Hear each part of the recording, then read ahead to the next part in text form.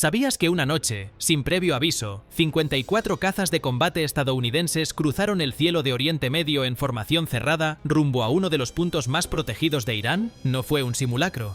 No fue una amenaza vacía. Fue un ataque real, quirúrgico, demoledor. Y lo más increíble, Irán no lo vio venir. Pero antes de comenzar, te invito a que te suscribas al canal, deja tu me gusta si te interesan los análisis de operaciones reales y comenta abajo qué otras historias militares te gustaría que exploremos.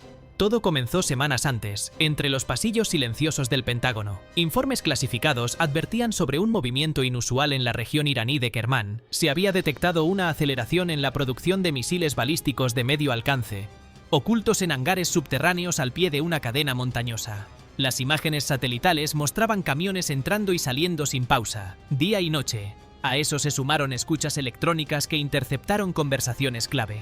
Se hablaba de una ventana de lanzamiento prevista para diciembre, con un tono de urgencia que no dejaba lugar a dudas. La CIA no tardó en confirmar lo que muchos ya sospechaban. Irán se preparaba para probar un nuevo sistema de misiles capaz de alcanzar instalaciones estadounidenses en el Golfo Pérsico. No era una amenaza lejana, sino inminente. La cuenta regresiva había comenzado. La decisión, entonces, se tomó en una sala cerrada del ala oeste de la Casa Blanca. No había margen para titubeos. Esta vez no bastaría con enviar un dron o una advertencia diplomática.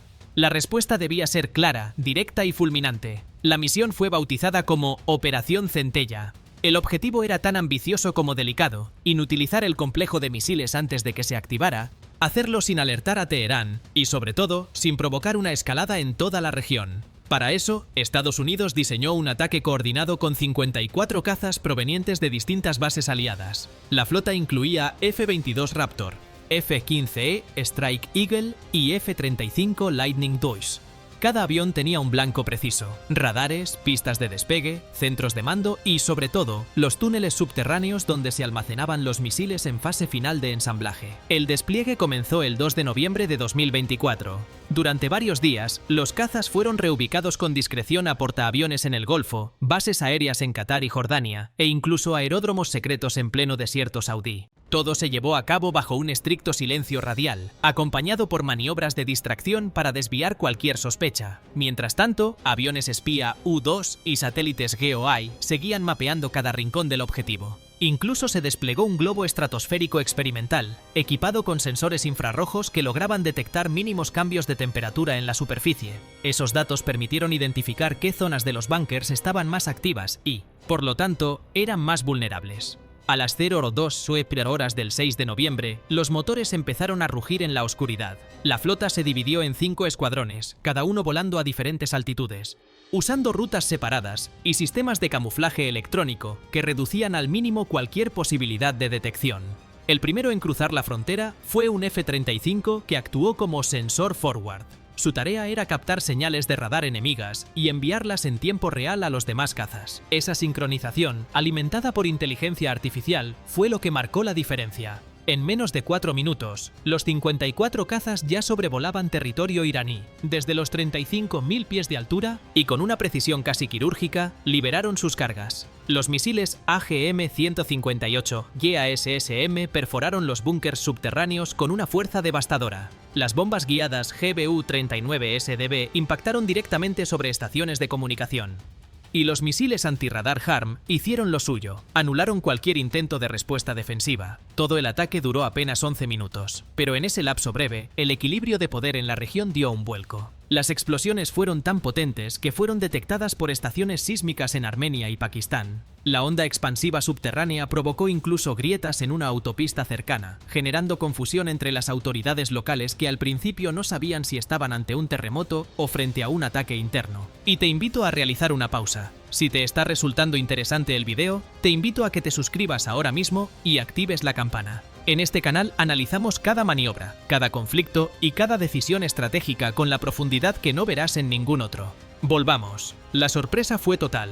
Las defensas iraníes, a pesar de estar en alerta desde hacía semanas, no lograron reaccionar a tiempo. Su sistema Tor M1 de origen ruso, diseñado para interceptar misiles de corto alcance y aeronaves en vuelo bajo, quedó fuera de combate en el primer minuto. Los radares que debían guiar esas defensas tampoco resistieron.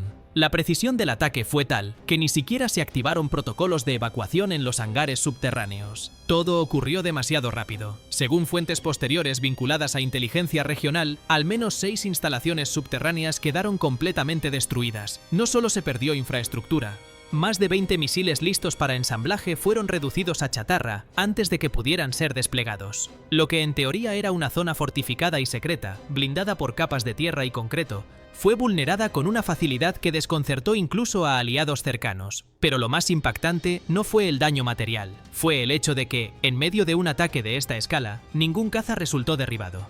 54 aviones, volando en sincronía perfecta, lograron ingresar, ejecutar la operación y regresar sin sufrir una sola baja. Lo lograron gracias a una combinación de vuelo táctico, rutas previamente trazadas para evitar puntos calientes y la tecnología furtiva que hace al F-35 virtualmente invisible a los radares convencionales. En un movimiento que parece sacado de una película, los escuadrones realizaron su regreso en formación inversa, una técnica poco común pero efectiva para confundir a posibles rastreadores satelitales. El nivel de coordinación fue tan preciso que ni siquiera los sistemas de monitoreo orbitales lograron seguirles la pista con claridad. En el aire, el ataque duró minutos, pero sus efectos se extenderían durante meses.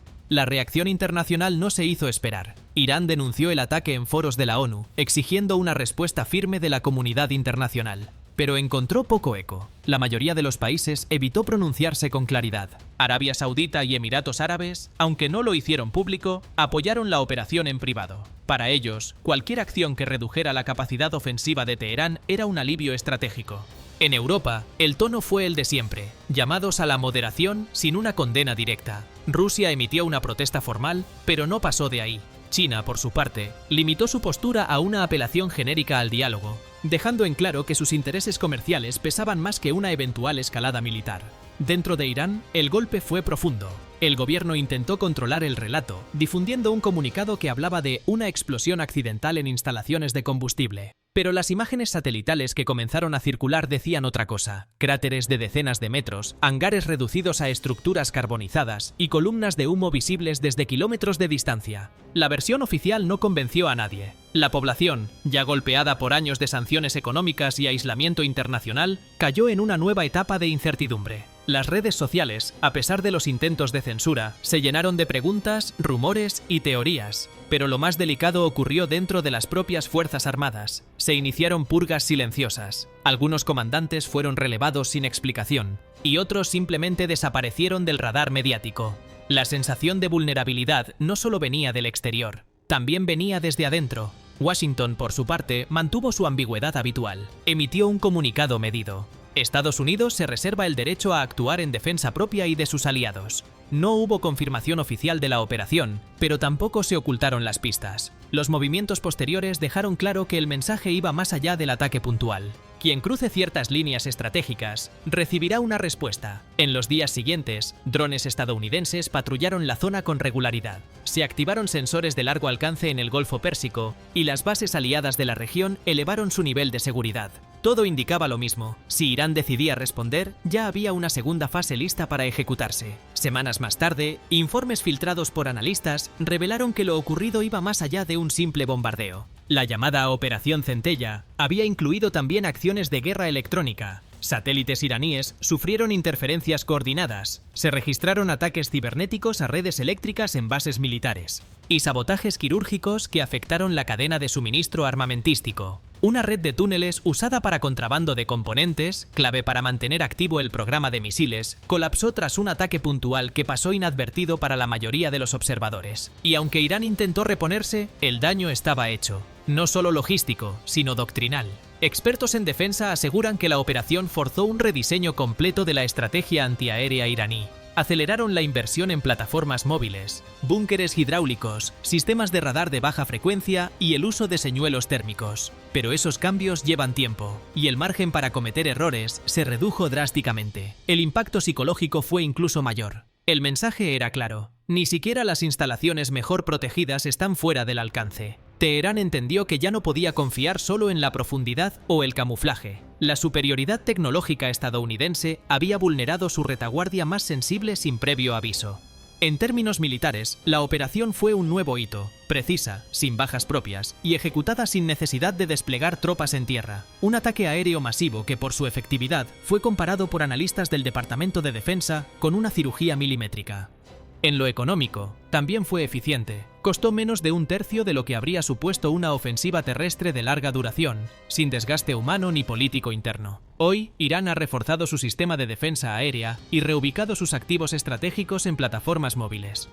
Pero el recuerdo de ese ataque sigue pesando. Y más importante aún, el mensaje que Estados Unidos quiso dejar sigue vigente en los despachos de las principales potencias. Hay líneas que, una vez cruzadas, ya no tienen retorno, y nadie, por más profundo que se esconda, está a salvo si se cruza esa línea. ¿Crees que este tipo de operaciones aéreas marcan el futuro de los conflictos? ¿O existe aún un riesgo demasiado alto de que estas acciones escalen en una guerra abierta? Déjalo saber en los comentarios porque tu opinión nos importa. Dale a like si te gustó este análisis, suscríbete y activa la campanita para no perderte los próximos videos del canal, que estoy seguro que te van a encantar. Porque a veces, en la guerra moderna, lo más temido no es lo que puedes ver, sino lo que ya viene volando hacia ti, sin que lo sepas.